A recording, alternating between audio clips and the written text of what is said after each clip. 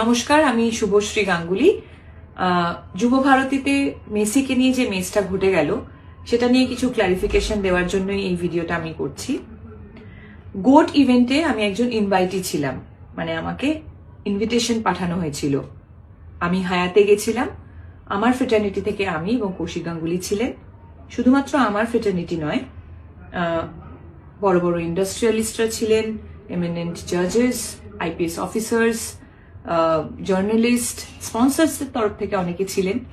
সেখানে অ্যাক্টিভিটিটা এটাই ছিল, উনি আসবেন, আমাদের সবার সাথে মিট করবেন এবং ছবি তুলবেন। আমি 8:30 নাগাদ হায়াতে পৌঁছই। 10:15 নাগাদ ওনার সাথে আমার মিট হয়, আমি ছবি তুলি এবং যখন আমি বেরিয়ে আসছি তখন পিআর টিম থেকে আমাকে রিকোয়েস্ট করা হয়, ওদের পিআর টিম থেকে আমাকে রিকোয়েস্ট করা হয় যদি আমি যুব ভারতীতে যাই তাহলে ওনাদের জন্য খুব সুবিধে হয়, কারণ ওখানেও নানান রকম ব্যবস্থাপনা ছিল মেসিকে ঘিরে। যেখানে আমি থাকলে ওনাদের সুবিধে হয়। আমি ছাড়াও Sourav Ganguly, SRK, honourable chief minister.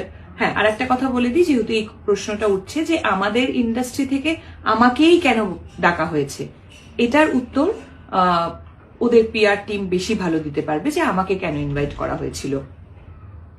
আমি রাজি হওয়ার পর হায়াত থেকে বেরিয়ে যুব ভারতীতে যাই এবং আমাদের জন্য একটা নির্দিষ্ট টেন্ট করা হয়েছিল, সেখানে অনেকেই আমরা বসেছিলাম, ওনার জন্য অপেক্ষা করছিলাম, অনুষ্ঠান শুরু হওয়ার অপেক্ষা করছিলাম। ইন বিটুইন আমার পিআর টিম থেকে ইনস্টাগ্রামে ফটোগুলো পোস্ট করা হয়। আমরা রিয়েলাইজ করিনি ঠিক সেই সময় ছবি পোস্ট হয়নি, তার কারণ ওখানে জ্যামার লাগানো ছিল। আপনারা যারা যারা ওখানে ছিলেন তারা নিশ্চয়ই জানেন আপনাদেরও ফোনের নেটওয়ার্ক কাজ করছিল না। 11:30 নাগাদ মেসি ঢোকেন এবং ঢোকার পর যে ক্যাওসটা শুরু হয়, যে ডিজাস্টারটা হয়, সেটা আমি নিজের চোখে দেখেছি। আমি মাঠে বসে নিজে ওনাকে দেখতে পাচ্ছিলাম না, আপনারা কিভাবে দেখবেন? আমি টেন্টের মধ্যে ছিলাম এবং দেখতে পাচ্ছিলাম কিভাবে ম্যানেজমেন্টের একটা ডিজাস্টারের জন্য এত সুন্দর একটা ইভেন্ট হতে গিয়েও হলো না। তারপর ঝামেলা শুরু হলো। আমার একটা শুটিং এ যাওয়ার ছিল, অলরেডি আমি লেট হয়ে গেছিলাম। আমি ওখান থেকে বেরিয়ে আসি এবং বেরোনোর সময় যেহেতু আমার শুটিং এ দেরি হয়ে যায়, তাই আমার ওখানে কমিউনিকেশন করার প্রয়োজন ছিল। আমি ওখানে কিছুটা সময় ফোনে ব্যস্ত ছিলাম। তারপরে এই যে এত সুন্দর একটা ইভেন্ট হলো না, একটা অদ্ভুত জিনিসে পরিণত হলো, সেটা নিয়ে অনেকের সাথে আমি ডিসকাস করছিলাম। তাই আমি ইনস্টাগ্রাম খুলে দেখতে পারিনি যে আমার ছবিটা তখন পোস্ট হয়নি। আমি বানতলায় পৌঁছই, আমার শুটিং এ দেরি হওয়ার কারণে আমি ইমিডিয়েটলি মেকআপ ভ্যানে চলে যাই মেকআপ করতে। মেকআপ করার পর আমি শর্ট দিতে চলে যাই। অনেকক্ষণ পর আমি রিয়েলাইজ করি যে ঘটনাটা আমি দেখে এসেছি সেটা একটা বড় আকার নিয়ে নিয়েছে এবং কোনো না কোনো ভাবে আমি সেটাতে রিলেট হয়ে গেছি। যখন আমি ইনস্টাগ্রাম খুলি তখন আমি রিয়েলাইজ করি যে আমার ছবিটা জাস্ট কিছুক্ষণ আগে শেয়ার হয়েছে, পোস্ট হয়েছে টেকনিক্যাল গ্লিচের জন্য, এবং এটা প্রচুর জায়গায় অলরেডি শেয়ার হয়ে গেছে। এখানেই আমার ঘটনা শেষ। তারপর থেকে শুরু হয় আর একটা ঘটনা, সেটা হলো আমাকে নিয়ে ট্রোল করা, অকথ্য ভাষায় গালাগালি, আমাকে একটা প্রোপাগান্ডা বানিয়ে, আমাকে একটা অবজেক্ট বানিয়ে, মানে আপনারা এমন একটা সিচুয়েশন ক্রিয়েট করলেন যেন মনে হলো মেসি যখন মাঠে ঢুকেছে আমি ওনাকে ঘিরে দাঁড়িয়েছিলাম একা, আমি ওনার সাথে ছবি তুলছিলাম সেলফি নিয়ে। বলতে পারবেন কি আপনাদের ভিউ, আপনাদের ভিশন কোনোভাবে আমি ব্লক করেছি?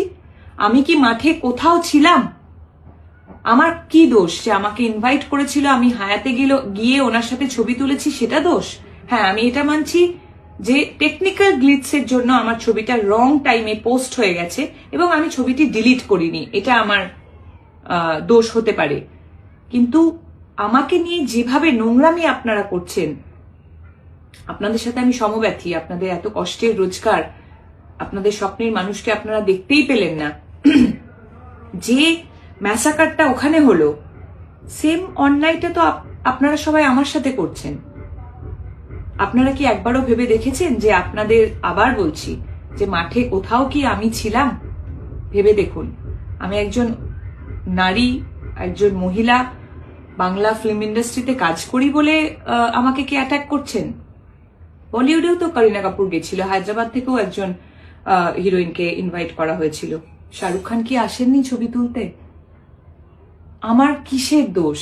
একটা পলিটিক্যাল অ্যাঙ্গেল দিয়ে দেওয়া হচ্ছে, নানান রকম পলিটিক্যাল নেতারা আমার ছবি নিয়ে প্রেস কনফারেন্স করছেন, নানান রকম জার্নালিস্টরা হয়তো তাদেরকে আমি কখনো সময় দিতে পারিনি বলে রাগ একদম উপরে দিচ্ছেন যে টিএমসি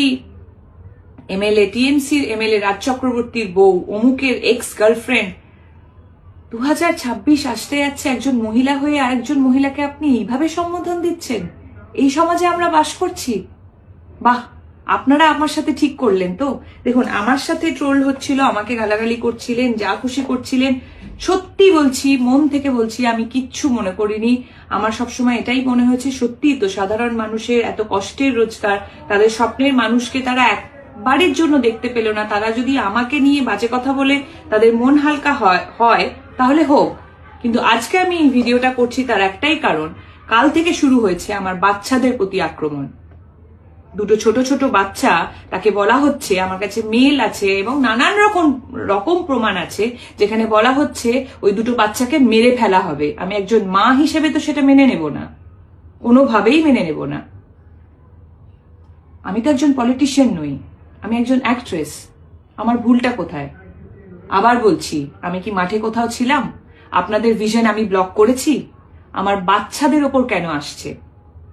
আপনারাও কিন্তু ইকুয়ালি অন্যায়টা করে ফেলেছেন, এটাই বলবো। এই ভিডিওটার পরেও নিশ্চয়ই আপনারা অনেকে অনেক কিছুই বলবেন, বলুন, অসুবিধে নেই, কিন্তু নিজেদের মানবিকতাটা হারিয়ে ফেলবেন না। দুটো বাচ্চা কোনোভাবেই কিন্তু যুক্ত ছিল না, সেই দুটো বাচ্চাকে প্লিজ টানবেন না। সবাই খুব ভালো থাকবেন, সকলকে ভালো রাখবেন।